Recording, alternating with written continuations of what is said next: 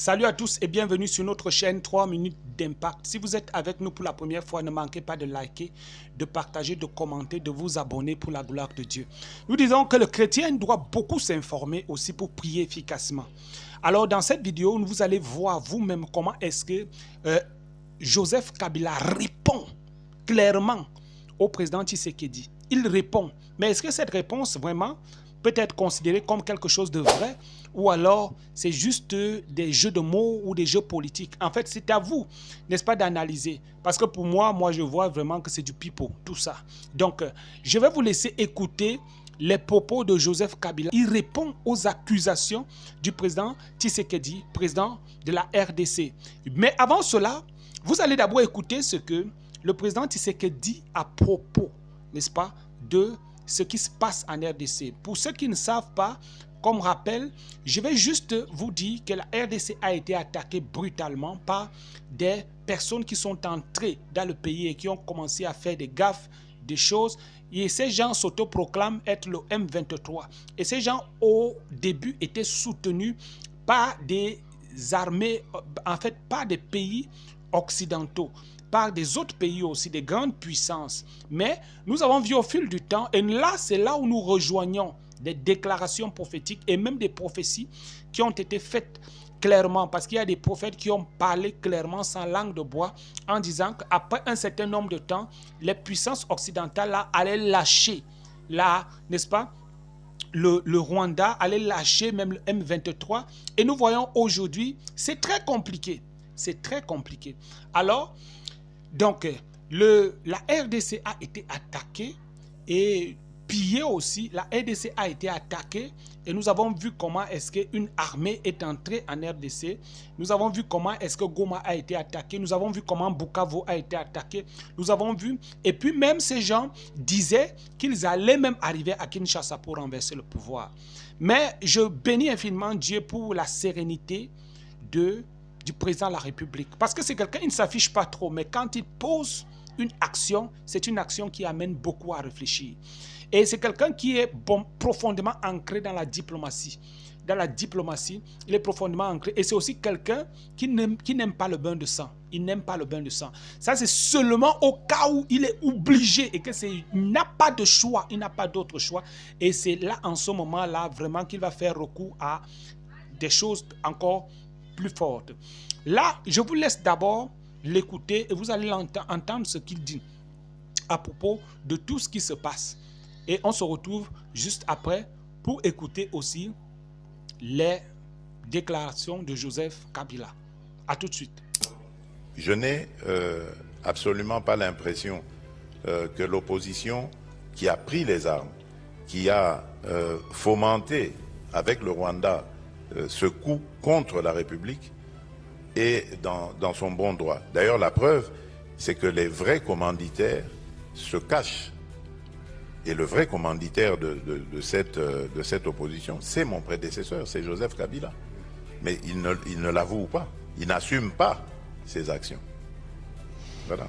Là, vous avez écouté les affirmations, n'est-ce pas, du président de la RDC, qui est en train de dire, en des termes très faciles, que tout ce qui est en train de se passer, la personne qui pilote, qui pilonne,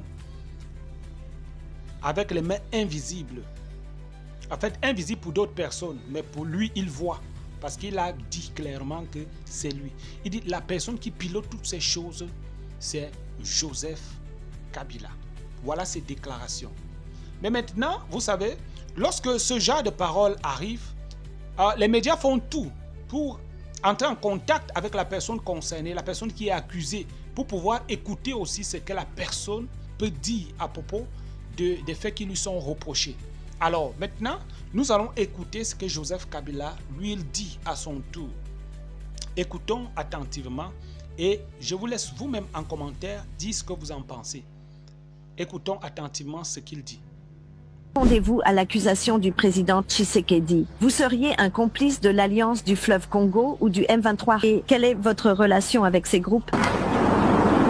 Si jamais je l'étais, le mot que vous utilisez c'est quoi? Un complice, je crois. Eh bien la situation n'aurait pas pu être ce qu'elle est. Ça aurait pu être très différent. Donc ce sont juste les meilleurs. La prochaine fois que tu le vois, demande-lui de te donner la preuve de ce qu'il a dit. Donc, c'est tout ce que je peux dire. Regrettes-tu d'avoir soutenu le président Tshisekedi pendant son tout premier mandat présidentiel, en dépit des controverses et des défis rencontrés durant cette période, et malgré les critiques qui ont été formulées par certains opposants? Je ne vis pas avec des regrets, non. On fait des erreurs dans la vie, elles te rendent plus fort. Et si tu es faible, elles te rendent plus faible. Je crois que je suis plus fort maintenant grâce aux erreurs que nous avons commises. C'est à nous de corriger ces erreurs. Là, vous avez écouté ce que Joseph Kabila dit. Donc, dans ses propos, on comprend clairement qu'il est en train de nier. Il est en train de nier. Il fait comprendre aux gens même que ce n'est pas lui qui est derrière cette histoire. Et il est en train de mettre, en d'autres termes, parce que c'est ça le sous-entendu, il est en train de mettre toute cette faute sur le président de la RDC. Mais vous, qu'en pensez-vous? Est-ce que vous croyez que Joseph Kabila est derrière tout ce qui est en train de se passer? Ou alors, vous êtes en train de dire que c'est la faute du président de la République? Pour ma part, je pense que avoir un chef de l'État qui craint l'Éternel, c'est une grâce. On a vu clairement comment est-ce que le président de la République, lorsqu'il prêtait serment, il a confié le pays à Dieu, entre les mains de Dieu. Et je crois que c'est ça qui excite beaucoup plus les forces des ténèbres. C'est ça qui excite aussi beaucoup plus les ennemis de la RDC. Parce que la RDC est parmi les peuples choisis et les peuples les plus riches. Je dis bien les plus riches. Même si aujourd'hui il y a la pauvreté, on voit, il y a la souffrance, les terres. C'est pour ça qu'il y a des combats là. Il y a des guerres. C'est pour ça qu'on monte un frère contre son propre frère. Parce que la terre est riche. La terre est riche. Alors, nous prions le Seigneur afin que la RDC fasse bon usage de ses richesses.